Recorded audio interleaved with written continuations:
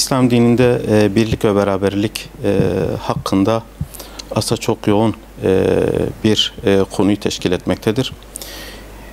Öncelikle insan toplum içerisinde yaşayan bir varlıktır. Toplum içinde huzurun sağlanabilmesi için öncelikle bireylerin sorumluluklarını bilmeleri ve bu sorumluluk bilinci içerisinde hareket etmeleri gerekmektedir. İnsan fıtratı gereği de her zaman mutluluğu aramakta. Kişinin aradığı mutluluğu da bulabilmesi ve onu huzurlu bir şekilde yaşayabilmesi için bir topluma ihtiyaç vardır. Bu denli İslam dininin üzerinde durduğu en önemli unsurlardan bir tanesi İslam ümmeti içerisindeki birlik ve beraberliktir. Ali İmran suresinin 103. ayetinde Cenab-ı Allah Bismillahirrahmanirrahim وَاَعْتَصِمُوا بِحَبْلِ اللّٰهِ جَمِيعًا وَلَا تَفَرَّقُوا. Hepiniz ey Müslümanlar Allah'ın ipine sıpsıkı sarılın. İpinden de maksat Kur'an olduğunu bize Cenab-ı Allah belirtmektedir. وَلَا تَفَرَّقُوا. Sakın ha ayrılığa düşmeyin. Ayrılığa düştüğünüz zaman birlik ve beraberliğiniz biter, gevşersiniz ve sonra yenilirsiniz buyurmaktadır. Kur'an ve sünnet çerçevesinde etrafında birleşmemizi Cenab-ı Allah bize emretmektedir. Bununla ilgili Peygamber Efendimiz Aleyhisselatü Vesselam'ın da bir hadisi var. Aleyküm bil cemaat ve iyyakum vel furkate diyor. Hepiniz birlik ve beraberlik içerisinde bir olun diyor. Sakın ihtilafa, tefrikaya girmeyiniz diyor.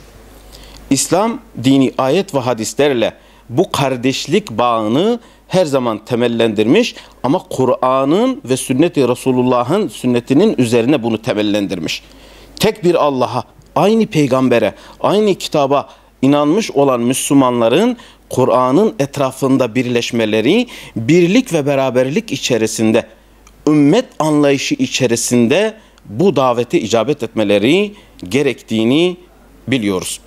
Başka bir ayet-i kerimede yine Cenab-ı Allah وَاَتِعُوا اللّٰهَ وَرَسُولُهُ. Allah ve Resulullah'a itaat ediniz. Peygamber Efendimiz Aleyhissalatu Vesselam hayatı boyunca ümmet olma anlayışını hep hayatıyla bize göstermiş, hem de bunu sözleriyle desteklemiştir. Peygamber Efendimiz Aleyhissalatu Vesselam Mekke'den Medine'ye hicret ettiği zaman Evs ve Hazreç kabilelerinden oluşan Müslüman iki tane kabile, Müslüman olmadan önceki hallerini Kur'an-ı Kerim'de siz bir uçurumun kenarındaydınız. Peygamber Efendimiz oraya geldiği zaman Kur'an ve sünnet etrafında iki kardeş kabile olarak birleştirdi ve hep beraber güçlü oldular. Bugün bize bu noktada, bu bağlamda ümmet olma anlayışı çerçevesinde bize güzel bir örnek oluyor. Biz de bu noktada gerçekten ayrıldığımız noktalar, düşüncelerimiz her ne olursa olsun Kur'an ve sünnet etrafında birleşmemiz gerekiyor. Kur'an-ı Kerim'de Hucurat suresi 10. ayette Bismillahirrahmanirrahim İnnemel mu'minûne ihvetun fe aslihu beyne ahaveykum vettekullâhe leallekum turhamun. Müminler ancak kardeştir. Rengi, ırkı, cinsi ne olursa olsun Kur'an-ı Kerim'in emriyle müminler ancak kardeştir diyor Cenab-ı Allah. O zaman madem öyle فَأَصْلِحُوا بَيْنَ أَخَوَيْكُمْ. Kardeşlerinizin arasını düzeltin. وَاتَّقُوا. Allah'ın emirlerine karşı gelmekten sakınınız ki لَعَلَّكُمْ تُرْحَمُونَ. Umulur ki merhamete kavuşasınız. Birlik ve beraberliğimiz olduğu takdirde Cenab-ı Allah'ın rahmet kapılarının açılacağını ve Allah'ın izniyle güçlü olacağımızın farkında olalım. Müminlerin durumunu Peygamber Efendimiz Aleyhissalatu Vesselam bir hadis-i şerifinde diyor ki مَثَلُ الْمُؤْمِنِينَ فِي تَوَادُهِمْ وَتَرَاحُمِهِمْ وَتَعَاطُفِهِمْ مَثَلُ الْجَسَدِ. Müminlerin birbirlerini sevmede, merhamet etmede, şefkat etmede bir bedenin durumu gibidir. Bir beden bir şeyden şikayet ettiği zaman nasıl ki uykusu kaçıyorsa, bir yeri ateşleniyorsa beden hep beraber rahatsız oluyor. İster tırnağımız olsun, ister parmağımız olsun, bütün vücut bundan ızdırap çekiyor. Dolayısıyla bir mümin bir yerde Dünyanın neresinde olursa olsun bir yerde bir ızdırap çekiyorsa ümmet olarak birlik ve beraberlik içerisinde bu ızdırabı hepimiz yaşıyor gibi olmalı ve bunun farkında olmalı. Birbirimize maddi ve manevi elimizden geldiği desteği yapmamız lazım. Toplumu birleştiren, gerçek manada huzur ve barış ve güven ortamını sağlayan tek yol manevi birlik anlayışı içerisinde Kur'an ve sünnetin çizdiği, belirlediği yol ile birleşmemiz de mümkündür. Aksi takdirde bizim şeyimiz biter, yani dağılırız, gücümüz de yok olur. Bir gün dünyanın her tarafında mazlumlar, özellikle Müslüman coğrafyada, Irak desen, Suriye desen, Libya desen ve hasreten son 10 aydır Gazze'deki Müslüman kardeşlerimizin maruz kaldığı işkence ve zulme Müslüman devletlerin sessiz kalması manidasıdır. Ses vermekten öteye gidemeyen tenkitlerimiz, duruşumuz bu bizi gerçekten ümmet olarak üzmektedir. Bunun için bütün Müslüman devletlerin birlik ve beraberlik içerisinde Kur'an ve sünnetin emrine uyaraktan bu Müslüman kardeşlerimize imkanımız dahilinde gerek duamızla gerek boykotumuzla bu Müslüman kardeşlerimize desteğimizi sürdürmemiz lazım. Yoksa aksi takdirde bir gün onlar yarın başka bir coğrafyada başka Müslümanların maruz kalacağı ne malum.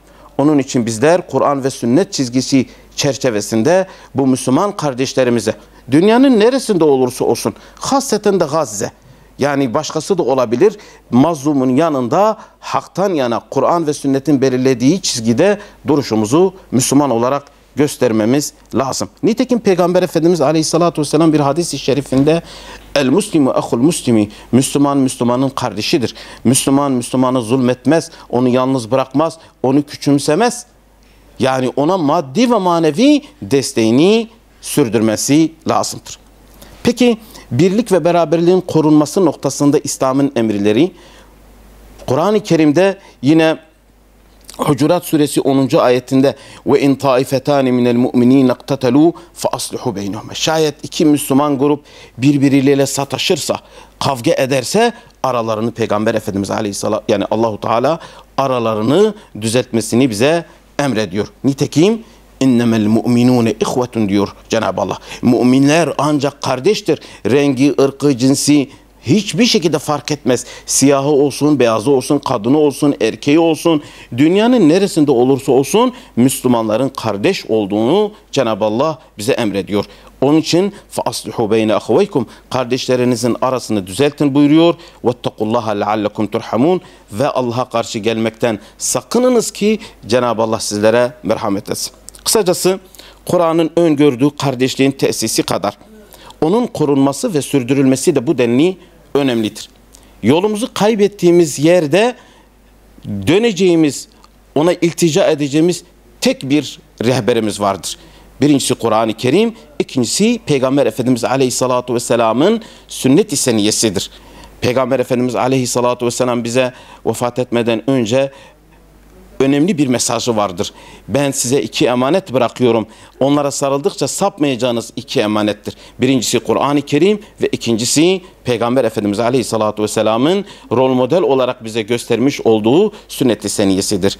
İnşallah biz Müslümanlar olarak, aile olarak, ülke olarak bütün Müslümanlar Kur'an ve sünnetin bize çizmiş olduğu, göstermiş olduğu yola geri dönüp hep birlik beraberlik içerisinde İnşallah Cenab-ı Allah'ın yani merhametine, rahmetine kavuşabilmek ümidiyle yani yine Kur'an ve sünnetin bize verdiği emirler çerçevesinde hareket etmemiz gerektiğine inanıyorum ve inşallah Cenab-ı Allah bize hayırlı kapılar açar. Kur'an ve sünnetle yaşamayı bize nasip eder. Dünyada Müslümanların uğradığı bu zulümler bir an önce inşallah sona erer. Hasreten de Gazze, dünyanın neresinde olursa olsun 20 bine yakın şehit edilen masum çocukların ahı yerde kalmaz. Biz Müslümanlar olarak Kur'an ve sünnet noktasında birleşmemiz gerekiyor ve onlara maddi ve manevi elimizden gelen imkanlarla yardım etmemiz gerekiyor. Elimizden gelmiyorsa da en azından dua ile onlara destek vermemiz gerektiğini inanıyorum.